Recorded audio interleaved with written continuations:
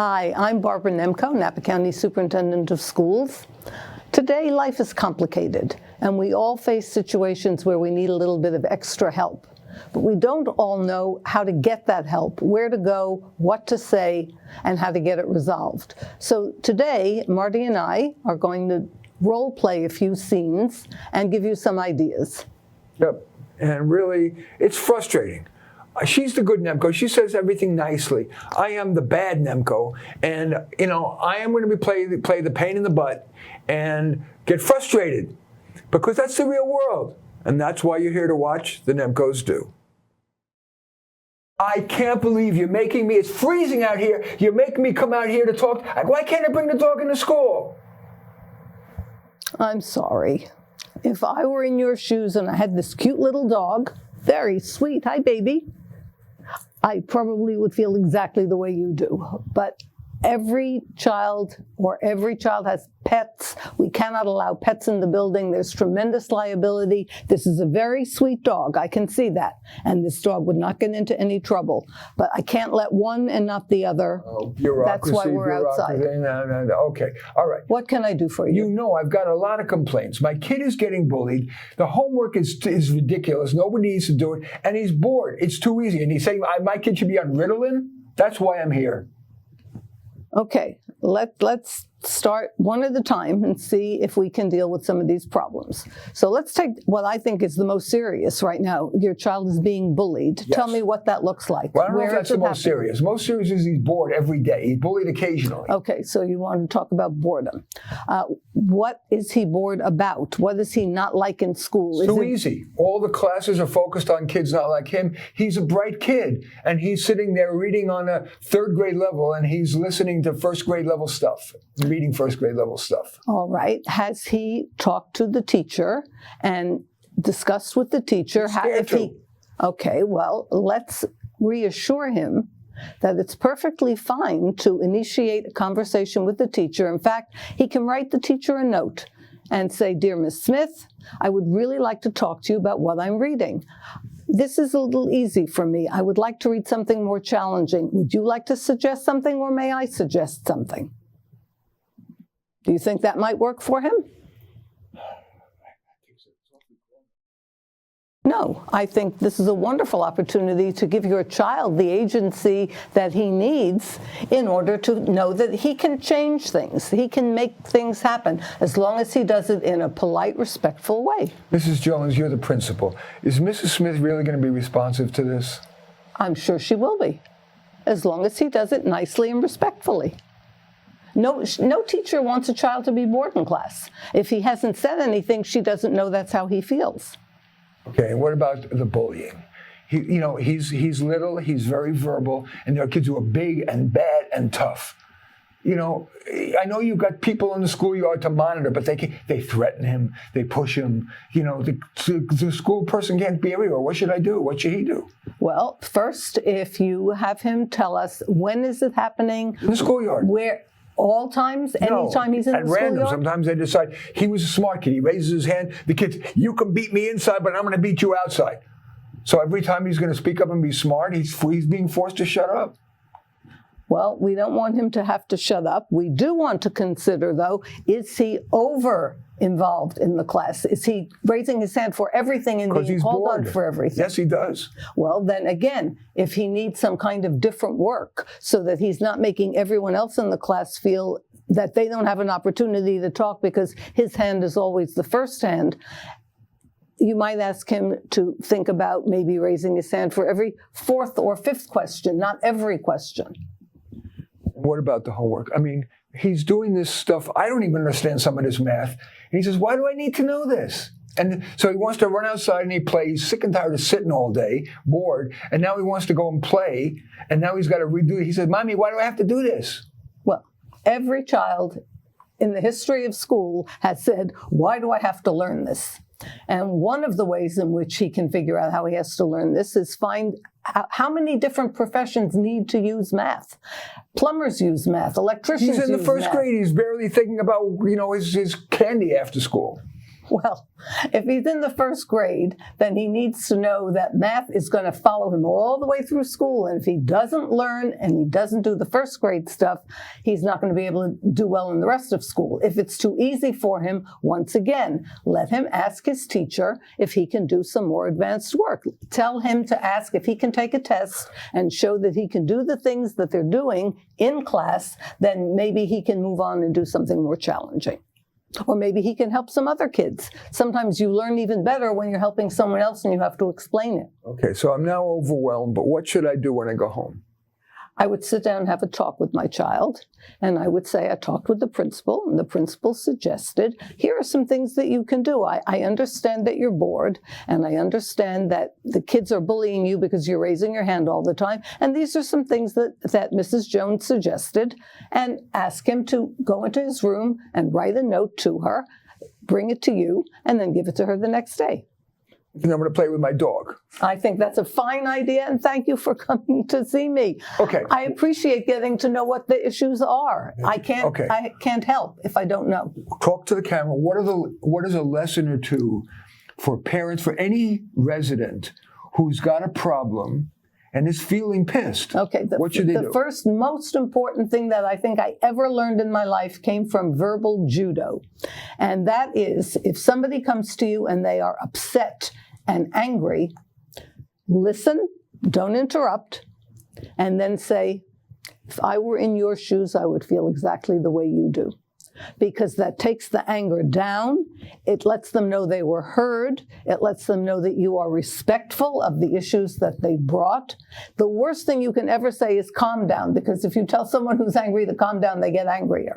So if you can keep that one little phrase in mind, if I were in your shoes, I would feel exactly the way you do, it can solve a whole lot of issues in your life.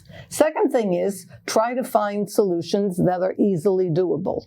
Things that may make a difference, and then say, if it doesn't work, please come back and see me again, and we'll problem solve a little bit more.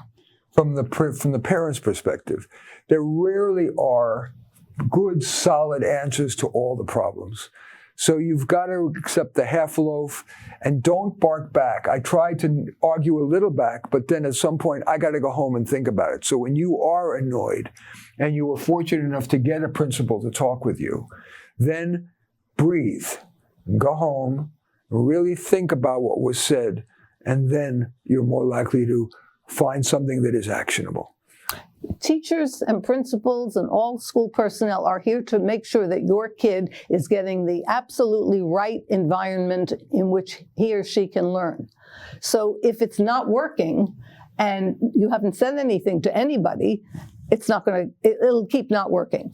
Please feel free to come and talk to us. And you can always hug your doggie. Like I like to hug my too. doggie. And I highly recommend hugging your dog. Hold the best of the doggie. Hachi, I can't believe I had to spend $99.95 on a stupid wheel alignment because they won't fix the damn potholes. You know what? I think it's time to call. I got to get it fixed. It's frustrating, and I have to drive like 10 miles an hour to avoid the minefield of potholes. What is that mayor's office? Oh, good, that came right up in Google. Okay. I'll just, to call this office. I'm going to call the mayor's office. Click. Operator. Representative. Agent. Good morning, Mayor's office. Sally speaking. I'm glad you sound nice and enthusiastic. I was expecting more of a bureaucrat. Anyway, I live on Shirtleff, and there are potholes all over. I feel like it's a minefield. And for years I'd hoped you fixed it, and you haven't. And then I saw that there was this bond issue. It says vote for measure or whatever it is, and just if you vote for it, we'll fix your things. Well, it's been months. And my potholes are still my potholes. I need you to, I just spent $99.95 on which I can't afford on a wheel alignment. Can you do something for me? Well, I'm sorry that you're having this problem with potholes and that it's hurting your car. But you understand that, okay, yes, we passed a bond. It takes some time from the time the bond passes until the money is actually allocated. Ms., I told you that the pothole, we pay all this in taxes. The pothole should have been fixed a long time ago. I understand. I feel the same way as you do sometimes. But there's an order in which these things are done. The city people go out and they look at all the streets and they prioritize which ones are going to happen. And so I can't really make your street and your pothole get done any faster than anybody else's. Well, I know, I appreciate that you understand the situation, and I understand bureaucratic processes, but I am pretty frustrated. I'm just wondering, I know you can say no, but by any chance, would you be willing to do something, like maybe email or whatever the right office is, just maybe I might be able to get a little higher priority on the list? Well, I would be happy to do that. Can you tell me your name and your address, please? You are very kind. I really appreciate it. My name is John Jones, and I'm at 7267 Shirtleft Drive in Napa. And my email, in case you want to let me know. Well, slow down. I can't go that fast. I'm writing it down. Yeah. Okay, so John Jones, 7267 Shirtleft, and now you're going to give me your email? Yeah, so if you wouldn't mind letting me know, I'll feel relieved. It's jjones@napanet.org. jjones@napanet.org. All right, Mr. Jones, I absolutely will send an email and see if I can find out where you are on the priority list, where Shirtliff is on the priority list, and I will let you know, give you an idea of when they think they'll get to your particular street and your pothole. Well, I liked your use of the word absolutely, and I hope you'll try to get me moved up even just a bit. I will do what I can. Fair enough. Thank you for calling. We appreciate that. Thank you. You take care. Have a good day. You too. Bye-bye. Bye-bye. Okay, so let's each share one lesson that may be embedded in that. The one lesson that I realized that I was starting to not be nice, and I realized you get more flies with honey than vinegar. And so I decided to be very appreciative of every little thing she did, even though she said she wasn't going to do anything except she was going to find out where I am on the priority list, not move it up. I really appreciate it. I appreciate the word absolutely. I looked for ways to honestly praise her. And that got her to go the extra mile and say maybe she'll see if she can email me.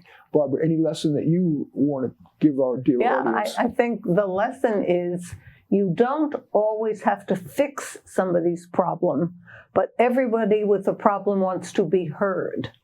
So you need to listen, you need to be respectful, and you outline what you can possibly do. Now, in this case, I didn't promise I was going to do anything except email him when I sent an email to the proper people and found out whatever I could about where he was on the list. It's not getting his pothole fixed tomorrow morning, but he was okay, just knowing that somebody heard him and somebody was trying. And the one thing I would do would be I will email him after I get a response to my email. Where is Shirtliff on the list to have potholes fixed? And there's one lesson we all can learn. Watch out for those potholes. Joe Jones here. What? My grandfather died? My grandfather in Argentina died? When's the funeral? 6 days from now? All right, I got to go. I want to see about getting a passport. It normally takes a long time. Bye. I'll be there. I want to be there, of course. Bye-bye. Oh, dear doggy. Oh, dear doggy. What am I going to do now? Passport. I need to Google expedited passport. Okay. Oh. 4 days, $220? What am I going to do? Maybe we have a very nice congressman. Maybe if I call his office, maybe he can expedite it? Okay. Ring, pick up. Please pick up. Good morning, Congressman's office. This is Sally. How may I help you? Hi. I have a real problem. Sorry. My grandfather just died in Argentina, and the funeral's in 6 days. I really want to go down there, but I just Googled and I found out that it takes. I'll have a really hard time getting a passport in time to go down there. By any chance, can you help me? Well, I will certainly try. First thing, tell me who you are. Okay, I'm Joe Jones. Okay. And have you filled out an application for a passport? I haven't done anything yet. I'll do whatever you tell me to. Should I just to fill it out online and just do that first? Okay, the first thing you need to do is fill it out online. That's Okay. correct. All right. Okay. And you do that, and I will be checking to see how we can help expedite it. I may ask you to bring it right into the office or scan it and email it to me. Wow. And we'll see what we can do. That's pretty amazing. I can't promise you right now that I can have it for you in 6 days, but we will do everything we can. It's nice to have a good congressman, and thank you for being a good staffer. I deeply appreciate you.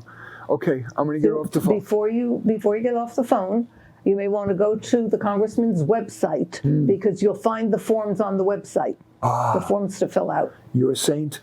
Thank you, thank you, thank you, thank you. Oh, you're more than welcome. Okay, bye-bye. Okay, so. I guess the one thing that we're trying to say about any problem that you have is if it feels overwhelming, find someone who may be able to help you. Not in every case will somebody be able to help you, or will they even be willing.